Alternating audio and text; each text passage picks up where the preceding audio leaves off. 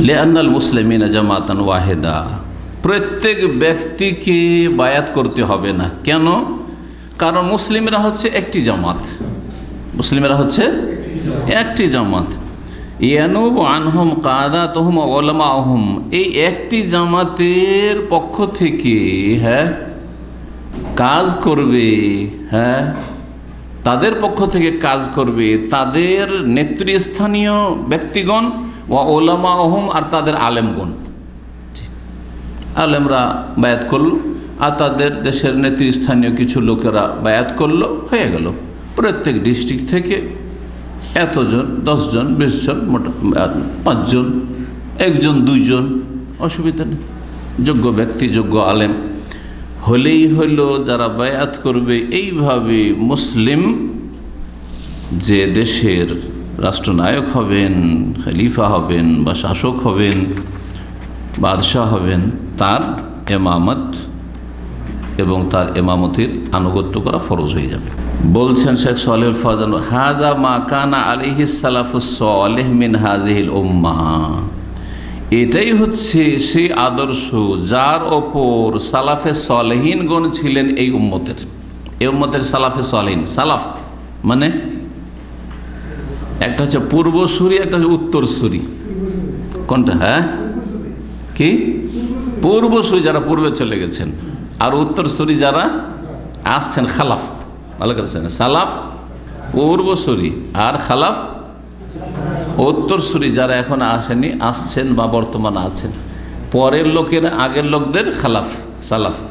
তাবেইনরা, সাহাবাই কেরাম, তাবেইন, তাবা তাবেইন, সালাফে সালেহিন। সালাফে সালেহিন বলতে এই 3 যুগের মানুষ বোঝায়, যেটাকে খায়রুল করুন বা উৎকৃষ্ট যুগ বা স্বর্ণযুগ বলা হয়েছে ইসলামের। আর তারপরে ভেজাল যেহেতু ঢুকেছে, বাকি যুগের লোকেরা খালাফ যদি ভালো হয়, ভালো অনুসারী, ভালো উত্তরসূরি হয়, তাহলে খায়রু খালাফ, খায়রু খালাফ, যে সাহাবাই কেরাম, তাবেইন, তাবা তাবেইনদের অনুসারী, সত্যি আকীদা, মানহাজ সব কিছুতেই তারা কি করেছে? অনুসরণ করেছে। আর যদি তাদের অনুসারী না হয়, বিদআতি হয়, ভ্রান্ত মতবাদে বিশ্বাসী হয়, তাহলে তারা শাররু খালাফ, জি জি, মন্দ উত্তরসূরি তারা।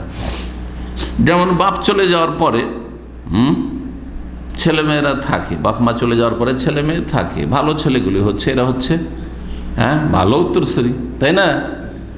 আর যারা খারাপ তারা হচ্ছে মন্দ উত্তরসূরি, শাররু খালাফ। জি,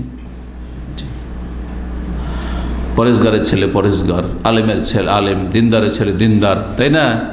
আল্লাহওয়ালার ছেলে আল্লাহওয়ালা, ধার্মিকের ছেলে ধার্মিক। এরা হচ্ছে খায়রু খালাফিন লে খায়রু সালাফ, খায়রু খালাফিন লে খায়রু সালাফ, এটা হচ্ছে আরবি ভাষা।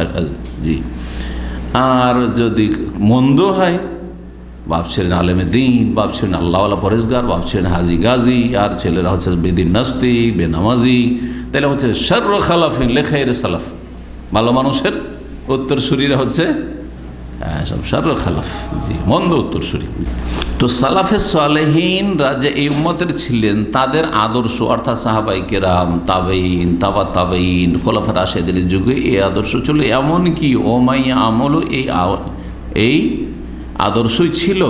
জি, 4 ইমামের যুগে, আবু হানিফা, শাফি, মালিক, আহমদ রাহিমাহুল্লাহ, সেই যুগে ওমাইয়াদের যুগ শেষ হয়ে গেছে, তারপর আব্বাসীয় যুগ শুরু হয়ে গেছে। জি, ইমাম আবু হানিফা রাহিমাহুল্লাহ একমাত্র 2 যুগ পেয়েছেন, রাষ্ট্রীয় শাসকদের ক্ষেত্রে 2 যুগ পেয়েছেন, ওমাইয়াদের যুগও পেয়েছেন আর আব্বাসীয়দের যুগ পেয়েছেন। কারণ ওনার জন্ম হচ্ছে 80 হিজরিতে আর ইন্তেকাল হচ্ছে 150 হিজরিতে। তো 132 হিজরিতে ওমাইয়াদের শাসন আমল শেষ। তার মানে ওনার প্রায় 52 বছর, এদিকে 32 আর ওইদিকে হচ্ছে 80তে অন্তত 20, তাহলে 52 বছর বয়স পর্যন্ত তিনি ওমাইয়া শাসকদের পেয়েছেন, যাদের বড় বড় জালেমরাও ছিলেন। সবাই যে ধার্মিক তা নয়, ওই যুগে এতটা ধার্মিক ছিল যে তারা নামাজি হইতো, বেনামাজি শাসক হইতো না, এটা মুখস্থ করেন। কিন্তু বিরোধীদের ক্ষেত্রে যাদের সম্পর্কে একটু সন্দেহ হইতো, যাদের সম্পর্কে একটু আশঙ্কা হইতো, তাদের একেবারে বেঁচে থাকার অধিকার রাখতো না, এইরকম জালেম শাসক ছিল। হাজ্জাজ বিন ইউসুফ, আর তারপরে এইরকম ছিল অনেকে। জি হ্যাঁ, ইবনে জিয়াদ। তো কি বলছিলাম, জালেম শাসকের দিকে আইম্মায়ে কেরাম ছিলেন। হ্যাঁ, তারা কি করেছেন? পতন ঘটাবার জন্য হাত অস্ত্র ধারণ করেছেন, রাস্তায় নেমেছেন। রাস্তায় কেন নামছেন না? ঘরে বসে বসে যদি কথা বলেন। হ্যাঁ, তো ইমাম আবু হানিফাকে কথা বলা উচিত।